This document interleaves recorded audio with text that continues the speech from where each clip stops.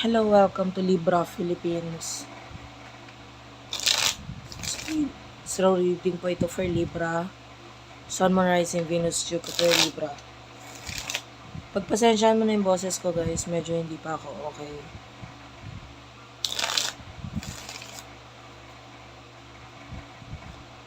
Meron tayong bagong channel guys, Air Sign Philippines. You might want to check it out kasi yung Libra is an air sign. So let's start. Na-shuffle ko na yung cards. Kunin natin main energy mo. You do have your obsession, followed by nightlife. Magnetic. So yung iba sa inyo, you're currently thinking of someone. Hindi mo maiwasan na hindi maisip etong taon to, no? Parang may connection talaga kayo. And yung iba, this could be a twin flame connection. And there are times na tinatry mo rin naman pigilan, pero hindi talaga, mahirap talaga pigilan eh. I feel like you are willing na mag-take ng risk dito sa person na to. Kasi nararamdaman mo yung spiritual connection ninyo. Kumbaga sa lahat ng mga nakakonect mo, sa kanya ka lang nakaramdam ng ganyan. So, nandun yung willingness mo na makipag-connect dito sa person na to. If ever magkakaroon ng chance sa inyong dalawa. Sino ba itong person na nakakonect mo?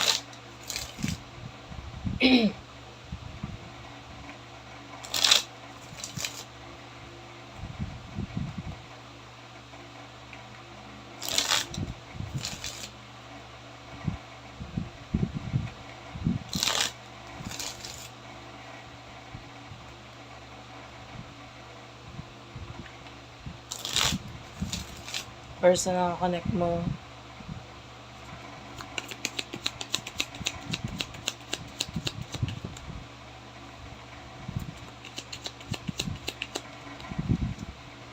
Yeah, you do have very magnetic. So, kanina lumabas na to sa bottom of the deck.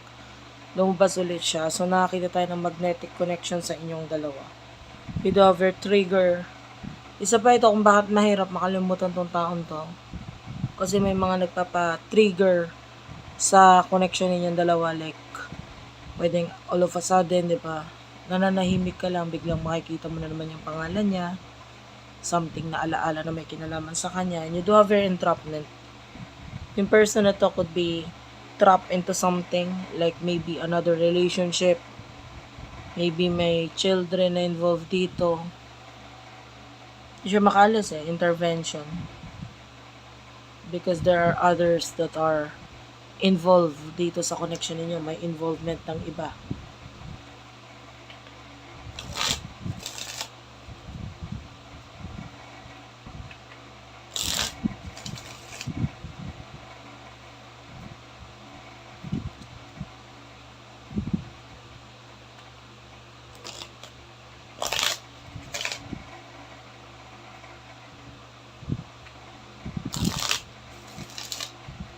So, ano yung emosyon ninyong dalawa?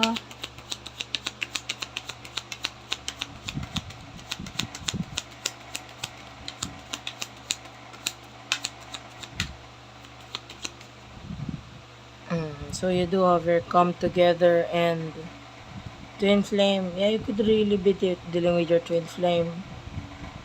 Gusto mo na reconciliation. Yung iba sa inyo, you feel like you're ready for reconciliation. Ready ka na dito eh. Kaya parang hinihintay mo na lang yung divine timing sa inyong dalawa ng person na to. Part of you is naiinis, but hindi pa nangyayari itong reconciliation na to. Ano to? Ang tagal-tagal na, ilang taon na ako ngayon, parang ganon. So yung iba sa inyo na nanonotice yung tagal ng connection niyo. Gusto mo nang magkapag-reconcile talaga dito sa person na to. And you feel like nagawa mo na yung mga dapat mong gawin. And, hinihintay mo na lang siya na magkaroon ng awakening sa connection ninyo. Emotion niya para sa'yo.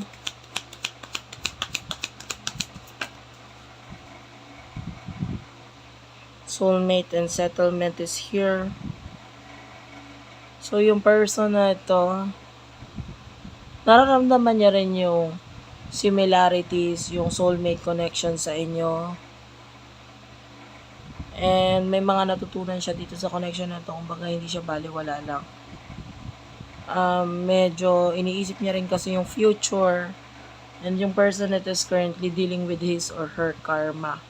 So, meron siyang karmic relationships, connections ngayon na nagiging dahilan kung bakit parang hindi siya makalis dito. Alam mo, usually sa twin flame connection, there's this presence of karma talaga eh. Karmic relationship, karmic connection. Usually sa karmic connection, hindi siya basta-basta pwedeng alisan or madaling alisan. Nandun yung hindi pwede because of maybe responsibilities, may children. Ganyan eh, usually ganun. Yung flow nitong ganitong klaseng connection, which is a twin flame connection. Tapos, usually pa dyan, wala siyang pinanghahawakan or wala kayong pinanghahawakan sa bawat isa. You're not in a relationship whatsoever. Pwedeng para lang kayong mag-best friend, etc. Brothers, sisters, ganun. So, medyo mahirap lalo i-push ang connection. Kasi ano pa namang i-expect mo sa connection na to kung hindi naman naging kayo. So, pwedeng ganun. Usually, sa mga twin flame connection, ganun ang story niya. Walang relationship talaga at all. Pero nandun yung ramdam niya na yung connection ninyong dalawa.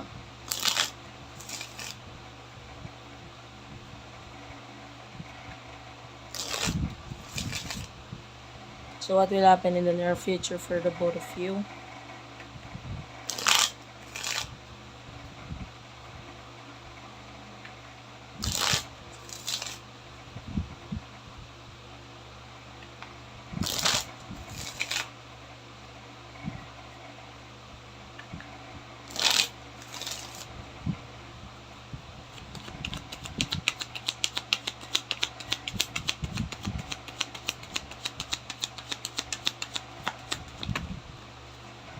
In the near future, you do have a pretending, denial, family, and poison. Bottom of the deck is the unconditional, genuine, certain love. So, nakakita tayo dito ng yung love naman ninyo sa isa't isa, hindi pa rin nawawala. But, both of you, pati ikaw, nakikita natin na you will try to pretend na parang baliwala na lang itong person na to. You will be in denial kung ano yung connection ninyo. Maring ngayon ramdam mo yung connection, no? Twin flame kami, soulmate kami, ganito ganyan. Pero yan na naman after a couple of days, weeks, bigla mo na lang may isipan, hindi, wala siya. Wala lang yun. Past lang yun, nakalimutan ko na, etc. Ganun eh, babalik-balik na naman yung pag-iisip mo. Kasi nga naman, ang hirap mag-expect dito sa taong to na wala ka namang nihaniho sa kanya. And then yung person na to will be dealing with his or her toxic family related issues. Nagiging dahilan kung bakit napapatagal pa tong connection na ito lalo. Dahil siya, in the near future, ngayon, present moment, gano'n na nga eh, may mga issues, toxic issues siya pinagdadaanan ngayon. By the way, nakakaamoy ako ng adobo, this could be a reading.